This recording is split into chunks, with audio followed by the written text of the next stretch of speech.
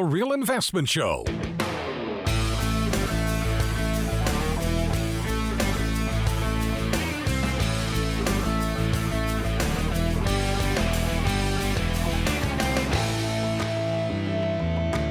So welcome back to the show this morning. So a couple of things here,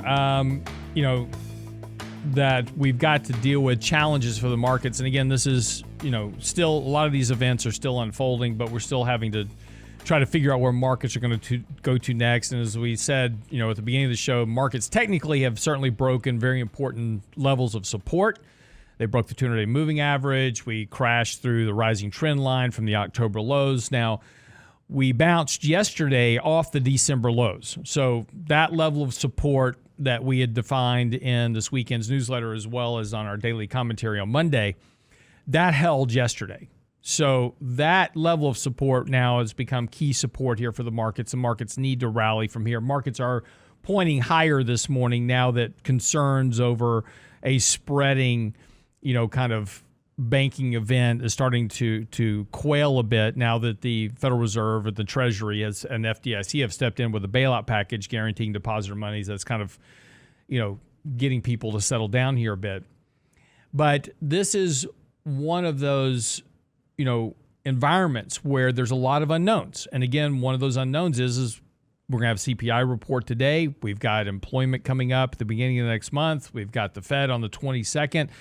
And again, the question is the Fed going to keep hiking rates here, tightening monetary policy further?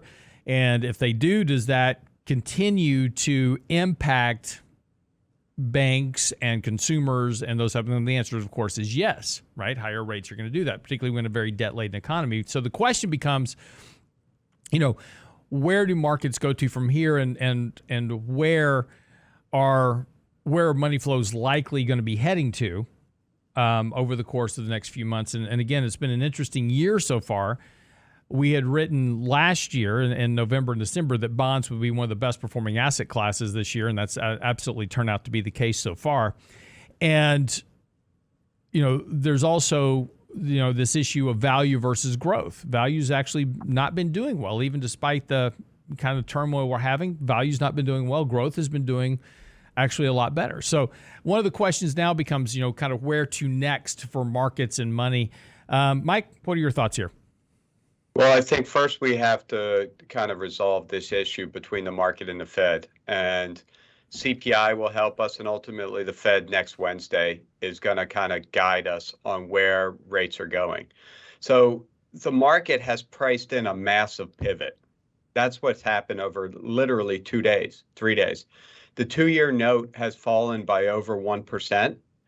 That's the most it's ever fallen since 1987. That's an incredible move lower. And basically what the bond market is pricing in is that the Fed is going to start dropping rates aggressively.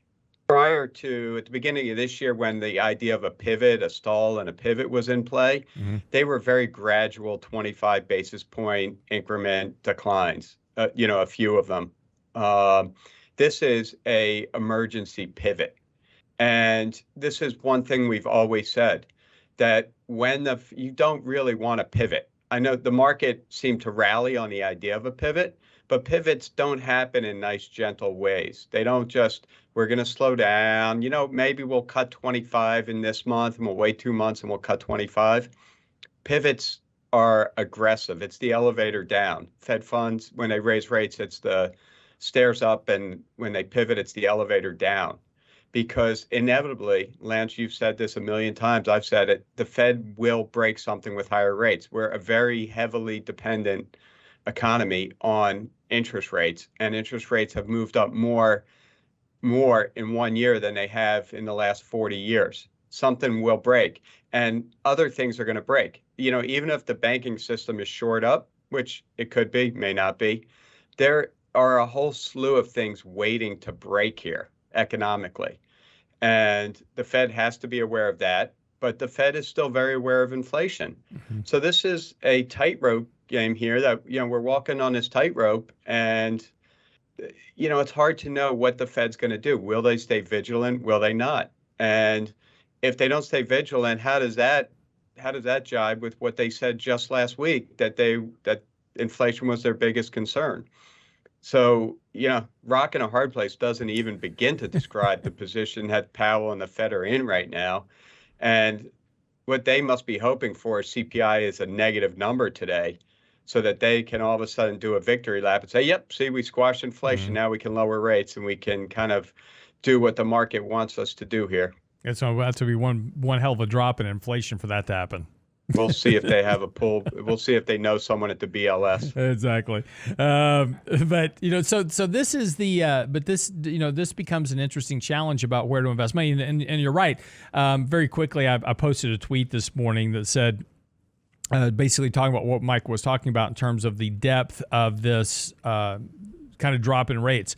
The last 3 times that rates dropped this much in a single day was the day of the Lehman crisis in 2008, 9/11 in 2001, and of course 1987, like Mike said. So, these events where you have a very, very sharp drop in yields and and subsequently a sharp rise in bond prices only occurs around crisis events, right? And so, one of the things this is telling you is that this is probably not a one-off event. This is, and again, we have to go back in history. And yes, let me back that up and let me just clarify that. Could this be a one-off event? Yes, it could just be a one-off event. Maybe it was just a couple of banks and that's it. But if you remember back in 2007, Bear Stearns collapsed. And we all the government stepped in and orchestrated with J.P. Morgan and others to basically take over that bank for $2 a share. What brought Bear Stearns down, of course, was they had big mutual funds they were running based on subprime mortgages.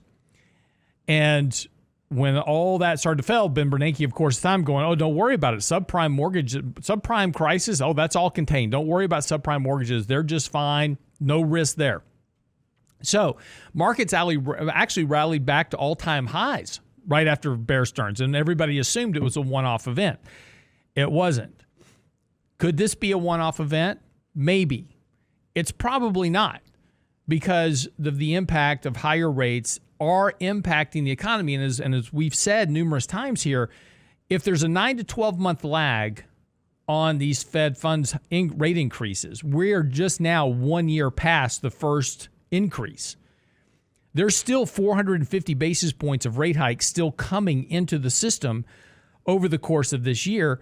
And that's just assuming the Fed stops hiking rates now, right? If they keep hiking rates, that's just adding more barriers to the economy going forward. So is this a one-off event? Maybe.